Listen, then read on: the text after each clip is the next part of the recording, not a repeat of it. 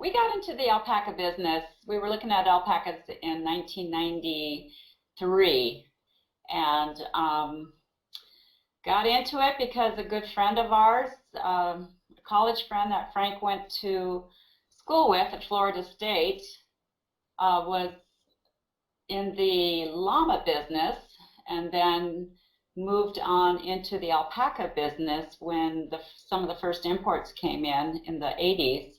And his name is Jim Fakes, Fakes Alaska Alpacas, and he lives near Anchorage. Actually, he's in Big Lake, Alaska.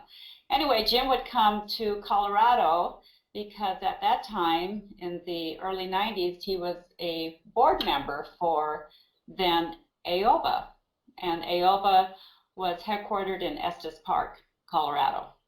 So Jim would come down and visit with us, and he started to share his experience with the alpaca industry. And so we became somewhat curious. And so to do further research, we attended our first alpaca show in the Seattle, Washington area. And Jim and his wife, Janet, were exhibiting alpacas there. And so we went, and it was at a fairgrounds, very casual, very low-key. There were several other breeders there. And I have to say, I saw Janet sell 2 females that weekend at $15,000 a piece. And boy, did that get my attention. And I said, holy cow, $30,000 like that. And I said, you know what? I work all year to make that kind of money. And I looked at my husband, Frank, and I said, I can do this.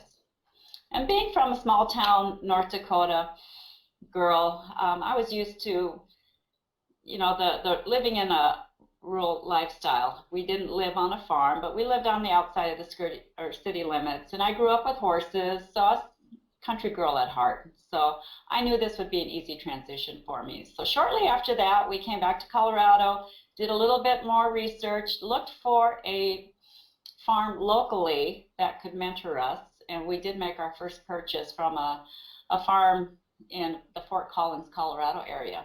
We boarded there for a couple years, found our property here in Parker, Colorado in 1995, purchased this home on 5 acres. Our children were 5 and 7 years old at the time, and moved